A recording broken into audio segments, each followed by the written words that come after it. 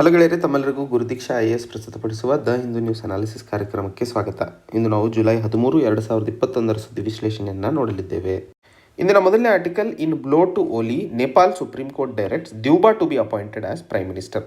So ಈ ಒಂದು ಆರ್ಟಿಕಲ್ನಲ್ಲಿ ನೇಪಾಳದ ಅಪೋಸಿಷನ್ ಲೀಡರ್ ಆದಂತಹ ಶೇರ್ ಬಹದ್ದೂರ್ ದ್ಯೂಬಾ ಅವರನ್ನು ಪ್ರಧಾನಮಂತ್ರಿಗಳಾಗಿ ಅಪಾಯಿಂಟ್ ಮಾಡಬೇಕು ಅನ್ನುವಂತಹ ವಿಷಯವನ್ನು ಅಲ್ಲಿನ ಸರ್ವೋಚ್ಚ ನ್ಯಾಯಾಲಯವು ಹೇಳಿರುವಂತಹ ನಿಟ್ಟಿನಲ್ಲಿ ಇವತ್ತು ಈ ಆರ್ಟಿಕಲನ್ನು ನೋಡ್ತಾ ಇರುವಂಥದ್ದು.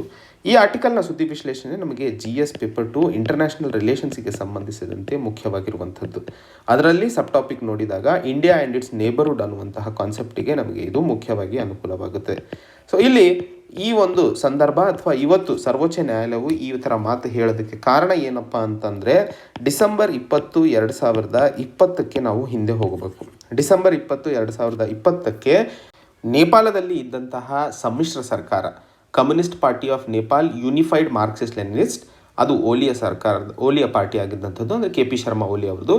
Communist party of Nepal Maoist centre ಅನ್ನುವಂಥದ್ದು ಪುಷ್ಪ ಕಮಲ್ ದಹಲ್, ಅಂದರೆ ಪ್ರಚಂಡ ಅನ್ನುವಂತಹ ಮಾತನ್ನೇ ಕರಿತೀವಿ. ಈ ಎರಡು ಪಾರ್ಟಿಗಳ ಸಮ್ಮಿಶ್ರ ಸರ್ಕಾರ ಏನು ನಡೀತಾ ಇತ್ತೋ 2018ರಲ್ಲಿ KP ಶರ್ಮಾ ಓಲಿ ಅವರು ಪ್ರಮಾಣ ವಚನವನ್ನು ಸ್ವೀಕರಿಸಿದರು. ತದನಂತರ ಎರಡೂ ಪಾರ್ಟಿಗಳ ನಡುವೆ ಆದಂತಹ ಒಪ್ಪಂದದ ಪ್ರಕಾರ 2.5 ವರ್ಷಗಳ ನಂತರ ಇಬ್ಬರು ಲೀಡರ್ಸ್ಗಳು, ಅಂದರೆ ಮೊದಲನೇ ಹಂತದಲ್ಲಿ KP ಶರ್ಮಾ ಓಲಿ ಅವರು ಪ್ರಧಾನಮಂತ್ರಿಗಳಾಗಿ ತಮ್ಮ ಕಾರ್ಯವನ್ನು ನಿರ್ವಹಿಸ್ತಾರೆ. 2.5 ವರ್ಷಗಳ ನಂತರ ಪ್ರಚಂಡ ಅವರು ಪ್ರಧಾನಮಂತ್ರಿಗಳಾಗಿ ಕಾರ್ಯನಿರ್ವಹಿಸ್ತಾರೆ ಅನ್ನುವಂಥದ್ದು. ಆದರೆ 2.5 ವರ್ಷಗಳ ಆದ ನಂತರ KP ಶರ್ಮಾ ಓಲಿ ಅವರ ನಡುವೆ ಆದಂತಹ ಘರ್ಷಣೆಯಿಂದಾಗಿ ಅವರು ಸದನವನ್ನೇ ಡಿಸಾಲ್ವ್ ಮಾಡಬೇಕು ಅನ್ನುವಂತಹ ಒಂದು ರೆಕಮೆಂಡೇಷನನ್ನು ಅಲ್ಲಿನ ರಾಷ್ಟ್ರಪತಿಗಳಿಗೆ ಕೊಡ್ತಾರೆ. ಅಲ್ಲಿನ ರಾಷ್ಟ್ರಪತಿಗಳಾದಂತಹ ಬಿದ್ಯಾದೇವಿ ಭಂಡಾರಿ ಅವರು ಪಾರ್ಲಿಮೆಂಟನ್ನು ಡಿಸಾಲ್ವ್ ಮಾಡಿಬಿಡ್ತಾರೆ. ಬಟ್ ನೇಪಾಳಿ ಸಂವಿಧಾನ ತಮಗೆಲ್ಲ ಗೊತ್ತಿದ್ದರೆ 2015ರಲ್ಲಿ ಜಾರಿಗೆ ಬಂದಿತ್ತು. ಆ ಒಂದು ನೇಪಾಳಿ ಸಂವಿಧಾನದ ಅಡಿಯಲ್ಲಿ ಡಿಸಲ್ಯೂಷನ್ಗೆ ಪ್ರಾವಧಾನಗಳು ಬಹಳ ಕಡಿಮೆ ಇರುವಂಥದ್ದು. ಆಲ್ಟರ್ನೇಟಿವ್ ಗವರ್ಮೆಂಟನ್ನು ಫಾರ್ಮ್ ಮಾಡೋದಕ್ಕೆ ಏನಾದರೂ ಆಪ್ಷನ್ಸ್ ಇದ್ದರೆ ನೋಡಬೇಕು ಅನ್ನುವಂಥದ್ದು ಮಹತ್ತರವಾಗಿ ಅಲ್ಲಿ ಸ್ಟ್ರೆಸ್ ಮಾಡ್ತಾ ಇರುವಂಥದ್ದು. ಆ ಒಂದು ಸಂದರ್ಭದಲ್ಲಿ ಸರ್ವೋಚ್ಚ ನ್ಯಾಯಾಲಯವು ರಾಷ್ಟ್ರಪತಿಗಳು ಕೊಟ್ಟಂತಹ ಡಿಸಲ್ಯೂಷನ್ ಏನು ಪ್ರಾವಧಾನವಿತ್ತೋ ಅದನ್ನು ಹಿಂತಿರುಗಿಸ್ತಾರೆ.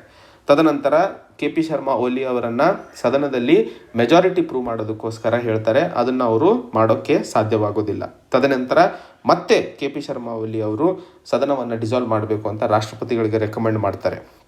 ಆ ಸಮಯದಲ್ಲಿ ಮುಂದಿನ ವರ್ಷ, ಅಂದರೆ ಮುಂದಿನ ಸಮಯದವರೆಗೆ ಯಾವಾಗ ಎಲೆಕ್ಷನ್ಸ್ ಮಾಡಬೇಕಾಗಿರುತ್ತದೆಯೋ ಅಲ್ಲಿಯವರೆಗೆ KP ಶರ್ಮಾ ಓಲಿ ಅವರು ಕೇರ್ ಟೇಕರ್ ಗವರ್ಮೆಂಟನ್ನು ನಡೆಸಲಿದ್ದಾರೆ ಅನ್ನುವಂಥದ್ದು. ಆ ಸಂದರ್ಭದಲ್ಲಿ ಮತ್ತೆ ಅಪೋಸಿಷನ್ ಅವರು ಸರ್ವೋಚ್ಚ ನ್ಯಾಯಾಲಯಕ್ಕೆ ಹೋದಾಗ ಜುಲೈ 12 ನಿನ್ನೆ ಈ ಒಂದು ತೀರ್ಪನ್ನು ಸರ್ವೋಚ್ಚ ನ್ಯಾಯಾಲಯ ಕೊಟ್ಟಿರುವಂಥದ್ದು. ಅಪೋಸಿಷನ್ ಲೀಡರ್ ಆದಂತಹ ಶೇರ್ ಬಹದ್ದೂರ್ ದ್ಯೂಬಾ ಅವರನ್ನು ಪ್ರಧಾನಮಂತ್ರಿಗಳಾಗಿ ಆಯ್ಕೆ ಮಾಡಬೇಕು ಅನ್ನುವಂತಹದ್ದನ್ನು ತೀರ್ಪು ಕೊಟ್ಟಿರುವಂಥದ್ದು.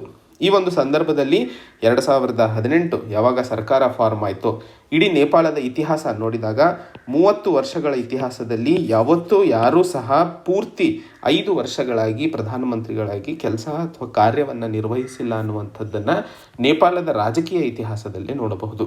ಸೊ ಮುಂದಿನ ದಿನಗಳಲ್ಲಿ ಯಾವೆಲ್ಲ ಬದಲಾವಣೆಗಳು ಹೇಗೆ ಆಗಲಿದ್ದಾವೆ ಅನ್ನುವಂಥದ್ದನ್ನು ಕಾದು ನೋಡಬೇಕಾಗಿರುವಂತಹ ವಿಷಯ. ಮುಂದಿನ article, prioritising school reopening on the road to recovery.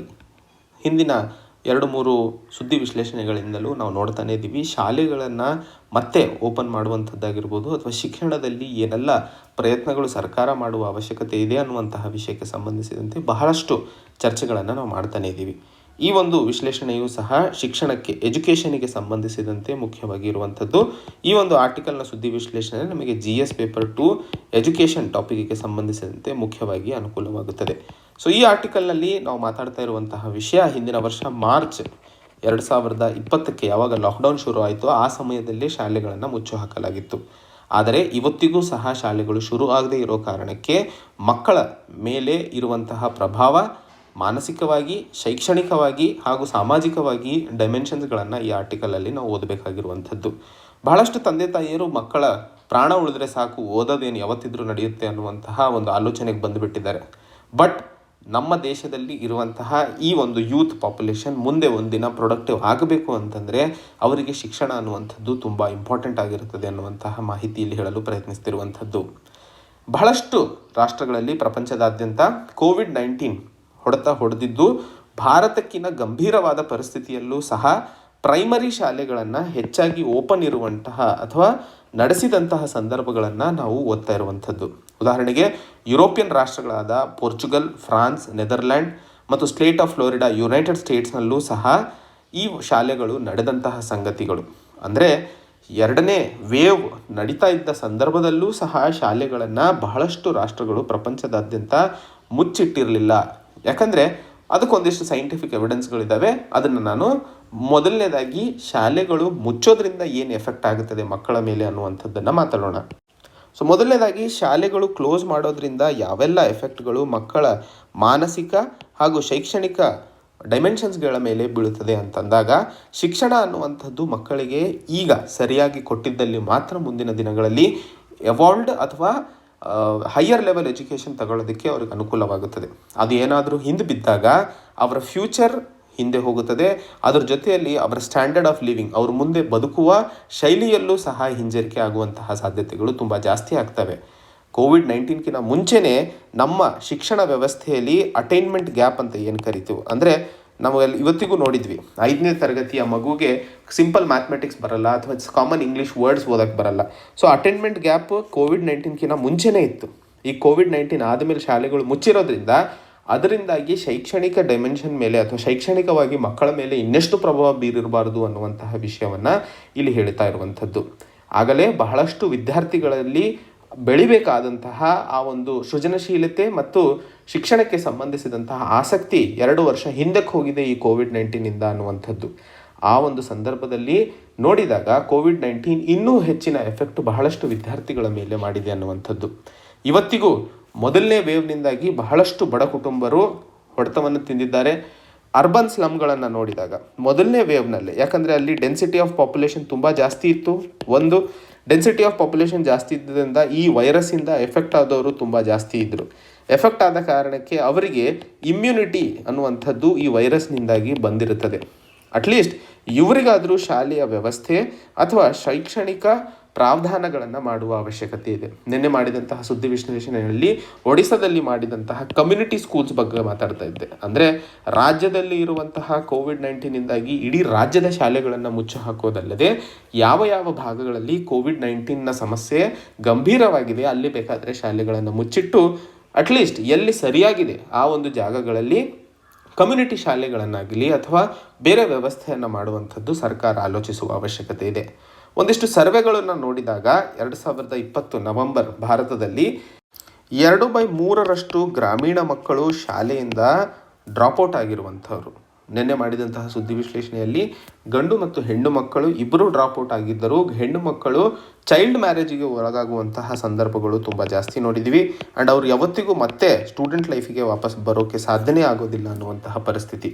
ಹರಿಯಾಣದಲ್ಲೂ ಸಹ 42% ಹಿಂಜರಿಕೆ ಕಂಡಿದೆ ಸ್ಟೂಡೆಂಟ್ ಎನ್ರೋಲ್ಮೆಂಟ್ನಲ್ಲಿ ಪ್ರೈವೇಟ್ ಶಾಲೆಗಳಲ್ಲಿ. ಇವೆಲ್ಲದನ್ನು ನೋಡಿದಾಗ ಮಕ್ಕಳ ಒಂದಿಷ್ಟು ಭವಿಷ್ಯ ಅತಂತ್ರದಲ್ಲಿದೆ ಅನ್ನುವಂಥದ್ದು. ಬಹಳಷ್ಟು ಮಕ್ಕಳು ಶಾಲೆಯಿಂದ ಹೊರಹೋದ ನಂತರ ಚೈಲ್ಡ್ ಲೇಬರ್ಗಳಾಗಿ ಎಲ್ಲಾದರೂ ಅಂಗಡಿಯಲ್ಲಿ ಅಥವಾ ಹೋಟೆಲ್ಗಳಲ್ಲಿ ಕೆಲಸ ಮಾಡುವಂಥದ್ದು, ಅಥವಾ ಹಿಂದೆ ಹೇಳಿದ ಹಾಗೆ ಚೈಲ್ಡ್ ಮ್ಯಾರೇಜಸ್ಸಿಗೆ ಒಳಗಾಗ್ತಾರೆ ಹೆಣ್ಣು ಮಕ್ಕಳು. ಆ್ಯಂಡ್ ನಿನ್ನೆ ಸುದ್ದಿ ವಿಶ್ಲೇಷಣೆಯಲ್ಲಿ ಮಿಡ್ ಡೇ ಮೀಲ್ ಸ್ಕೀಮ್ಸ್ ಬಗ್ಗೆನೂ ಹೇಳ್ತಾ ಇದ್ದೆ. ಮಿಡ್ ಡೇ ಮೀಲ್ ಸ್ಕೀಮ್ಸ್ ಮಕ್ಕಳಿಗೆ ಒಂದು ಹೊತ್ತು ಪೌಷ್ಟಿಕಾಂಶ ಆಹಾರವನ್ನಾದರೂ ಸೇವಿಸಲು ಪ್ರಾವಧಾನವನ್ನು ಮಾಡಿಕೊಟ್ಟಿತ್ತು. ಆದರೆ ಇವತ್ತು ಲಾಕ್ಡೌನ್ ಆದ ಕಾರಣಕ್ಕೆ ಈ ಮಿಡ್ ಡೇ ಮೀಲ್ ಕಾರ್ಯಕ್ರಮವನ್ನು ನಿಂತಿರೋದ್ರಿಂದ ಸುಮಾರು 8 ಲಕ್ಷ ಮಕ್ಕಳು ಅಂಡರ್ ವೇಟ್ ಆ್ಯಂಡ್ ವೇಸ್ಟಿಂಗಿಗೆ ತುತ್ತಾಗಲು ಸಾಧ್ಯವಾಗುತ್ತದೆ ಅನ್ನುವಂಥದ್ದನ್ನು ಇಲ್ಲಿ ಹೇಳ್ತಾ ಇರುವಂಥದ್ದು. ನಿನ್ನೆ ಮಾಡಿದಂತಹ ವಿಶ್ಲೇಷಣೆಯಲ್ಲಿ ನಾನು ಯೂತ್ಗಳಿಗೆ 2 ಇಂಪಾರ್ಟೆಂಟ್ ಪಾಯಿಂಟ್ಸ್ ಬೇಕಾಗಿದೆ ಅಂತ ಹೇಳ್ತಾ ಇದ್ದೆ. ಮೊದಲನೇದು ಎಜುಕೇಷನ್ ಆಗಿದ್ದರೆ, ಎರಡನೇದು ಆರೋಗ್ಯ ಅನ್ನುವಂಥದ್ದನ್ನು ಮಾತಾಡ್ತಾ ಇದ್ದೆ.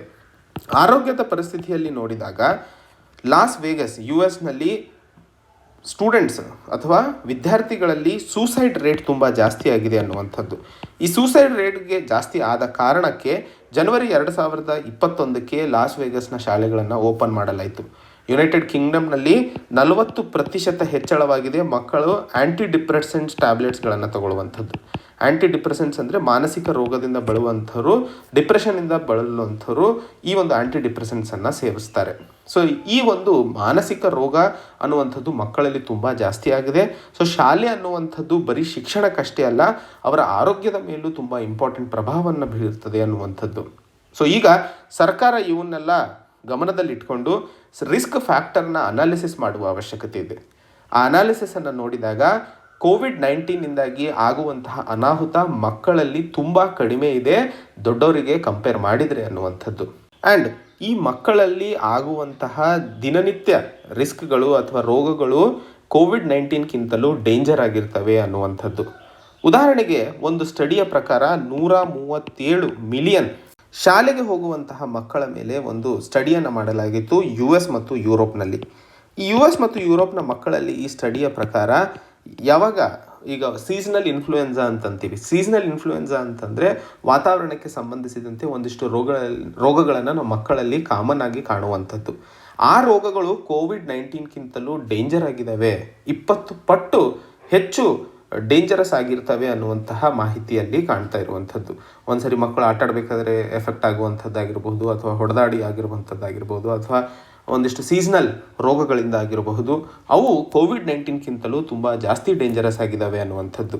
ಇನ್ನೊಂದು ಸ್ಟಡಿಯ ಪ್ರಕಾರ 2 ಮಿಲಿಯನ್ ಮಕ್ಕಳ ಮೇಲೆ ಸ್ಟಡಿ ಮಾಡಲಾಗಿತ್ತು ಸ್ವೀಡನ್ನಲ್ಲಿ ಶಾಲೆಗಳನ್ನು ಯಾವಾಗಲೂ ಓಪನ್ ಇಟ್ಟಿದ್ರು ಅನ್ನುವಂಥದ್ದು ಮೊದಲನೇ ನೆನಪಿಟ್ಕೋಬೇಕು.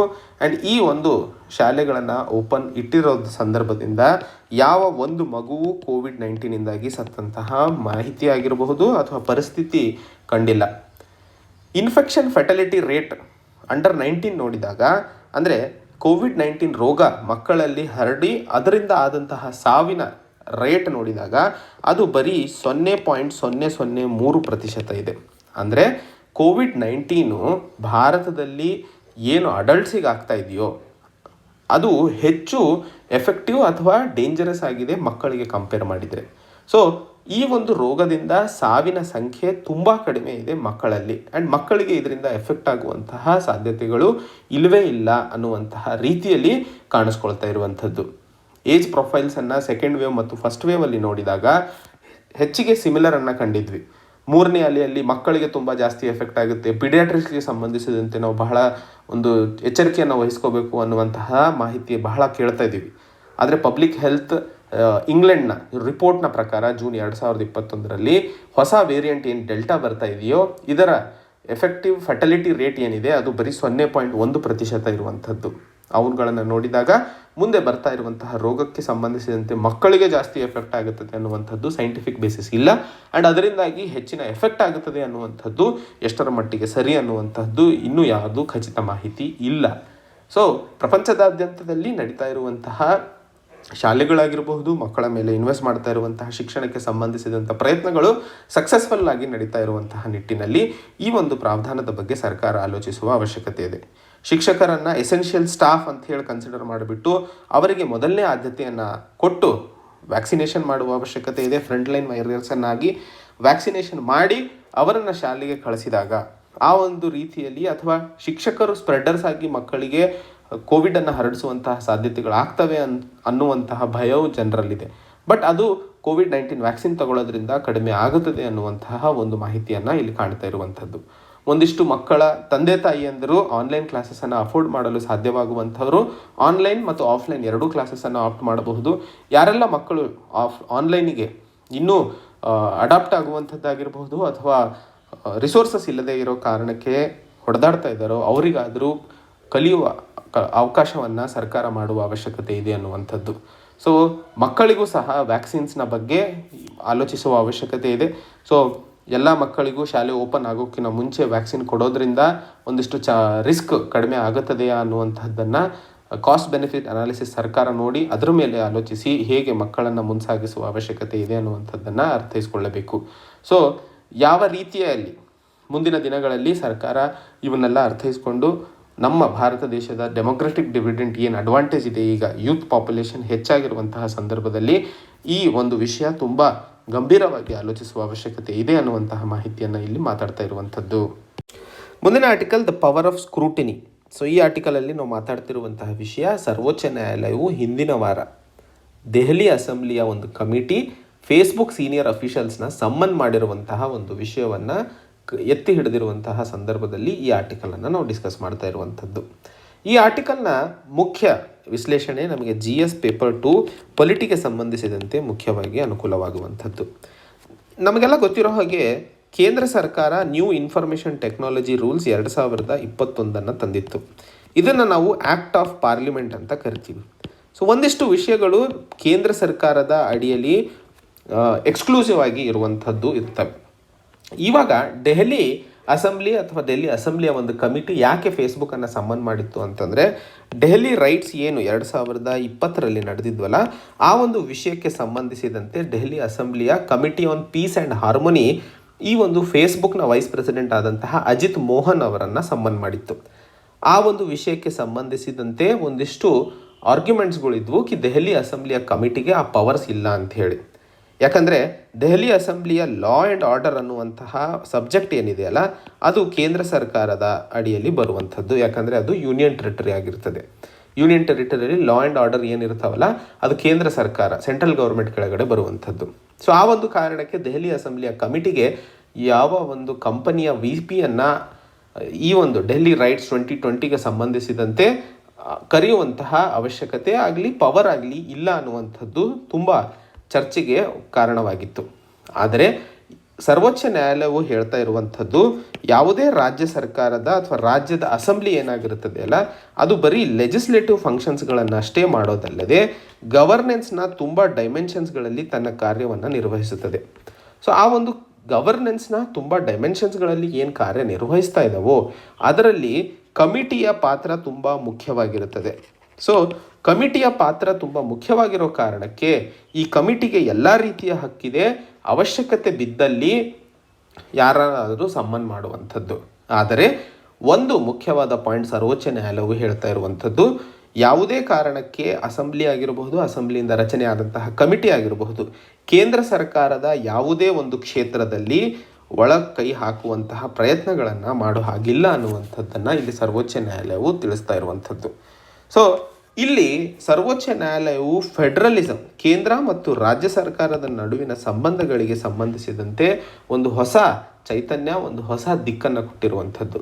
ಸೊ ಈ ಒಂದು ಸಂದರ್ಭದಲ್ಲಿ ಯಾವ ಒಂದು ಐಡಿಯಾಗೆ ಬೆಳಕು ಅಥವಾ ಯಾವ ಒಂದು ಐಡಿಯಾಗೆ ಹುಟ್ಟು ಹಾಕ್ತಾ ಇದ್ದೀವಿ ಅಂತಂದರೆ, ಯಾವಾಗಾದರೂ ಅವಶ್ಯಕತೆ ಇದ್ದಾಗ ರಾಜ್ಯ ಸರ್ಕಾರದ ಅಸೆಂಬ್ಲಿಗಳು ಸಹ ಒಂದು ಹೆಜ್ಜೆ ಮುಂದೆ ಹೋಗಿಬಿಟ್ಟು ಕೇಂದ್ರ ಸರ್ಕಾರದ ಯಾವುದೇ ಕೆಲಸಗಳಲ್ಲಿ ಅಡಚಣೆ ಮಾಡದೆ ಒಂದಿಷ್ಟು ಬದಲಾವಣೆ ಅಥವಾ ಒಂದಿಷ್ಟು ಪ್ರಯತ್ನಗಳು ಸಮಾಜದ ಒಳಿತಿಗೋಸ್ಕರ ಕೆಲಸವನ್ನು ಮಾಡಬಹುದು ಅನ್ನುವಂಥದ್ದನ್ನು ಇಲ್ಲಿ ಹೇಳ್ತಾ ಇರುವಂಥದ್ದು. ಸೊ ಈಗ ರಾಜ್ಯ ಸರ್ಕಾರಗಳಿಗೆ ಒಂದು ಹೊಸ ಅಸ್ತ್ರ ಸಿಕ್ಕ ಹಾಗೆ ಒಂದಿಷ್ಟು ಸೋಷಿಯಲ್ ಮೀಡಿಯಾ ಪ್ಲ್ಯಾಟ್ಫಾರ್ಮ್ಸ್ಗಳಾಗಿರಬಹುದು ಅಥವಾ ಬೇರೆ ಯಾವುದೇ ಡಿಮೆನ್ಷನ್ಸ್ಗಳಲ್ಲಿ ರಾಜ್ಯ ಸರ್ಕಾರದಲ್ಲಿ ಅಥವಾ ರಾಜ್ಯದಲ್ಲಿ ಆಗುವಂತಹ ಅನಾಹುತಗಳಿಗೆ ಒಂದಿಷ್ಟು ಚರ್ಚೆ ಆಗಿರಬಹುದು ಅಥವಾ ಕಮಿಟಿಯ ರಚನೆ ಮಾಡಿಬಿಟ್ಟು ಅವುಗಳನ್ನು ಪ್ರಶ್ನೆಗೆ ಒಳಪಡಿಸಬಹುದು ಅನ್ನುವಂತಹ ವಿಷಯ ಇಲ್ಲಿ ಅರ್ಥೈಸಿಕೊಳ್ಳಬೇಕಾಗಿರುವಂಥದ್ದು. ಇದರ ಕೊನೆಯ article, Ethiopia's political tug of war. So ಈ ಒಂದು ಆರ್ಟಿಕಲ್ನ ವಿಶ್ಲೇಷಣೆಗೆ ಬಹುಮುಖ್ಯವಾಗಿ ಮೊದಲನೇದಾಗಿ ನಾವು ಪೊಲಿಟಿಕಲ್ ಮ್ಯಾಪ್ ಆಫ್ ಇಥಿಯೋಪಿಯಾ ನೋಡೋಣ. ಯಾಕಂದರೆ ಈ ರೀತಿಯ ಕ್ರೈಸಿಸ್ಗಳಾಗಿರಬಹುದು ಪ್ರಪಂಚದಲ್ಲಿ ನಡೆಯುತ್ತಿರುವಂತಹ ಸಂದರ್ಭದಲ್ಲಿ ಮ್ಯಾಪ್ಗಳು ಬಹಳ ಮುಖ್ಯವಾಗಿ ನಮಗೆ ಈಸಿಯಾಗಿ ಕ್ವೆಶನ್ಸ್ಗಳು ಕೇಳುವಂತಹ ಸಾಧ್ಯತೆಗಳು ಜಾಸ್ತಿ ಇರ್ತವೆ. ಸೊ ಇಥಿಯೋಪಿಯಾ ಆಫ್ರಿಕಾ ಕಾಂಟಿನೆಂಟಲ್ಲಿ ಬರುವಂತಹ ಒಂದು ರಾಷ್ಟ್ರ.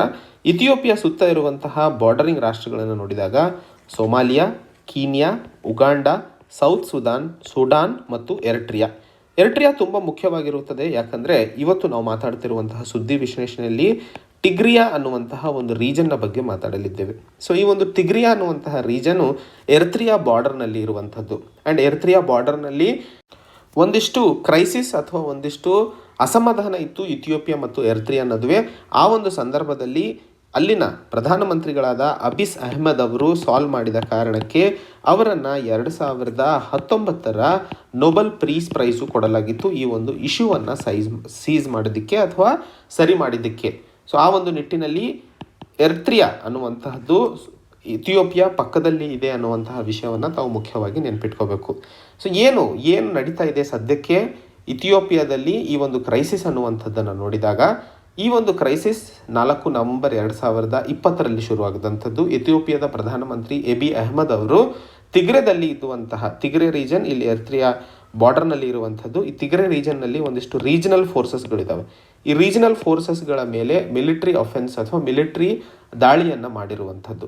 ಅದಕ್ಕೆ ಮುಖ್ಯ ಕಾರಣ ಕೊಟ್ಟಿರುವಂಥದ್ದು ತಿಗ್ರೆ ಇಲ್ಲಿ ಇದ್ದಂತಹ ರೀಜನಲ್ ಫೋರ್ಸಸ್ಗಳು ಒಂದು ಮಿಲಿಟ್ರಿ ಬೇಸ್, ಸರ್ಕಾರದ ಮಿಲಿಟ್ರಿ ಬೇಸ್ ಮೇಲೆ ಅಟ್ಯಾಕ್ ಮಾಡಿರುವಂತಹ ಕಾರಣಕ್ಕೆ ಅದನ್ನು ಮಾಡ್ತಾ ಇರುವಂಥದ್ದು ಅನ್ನಂಥ.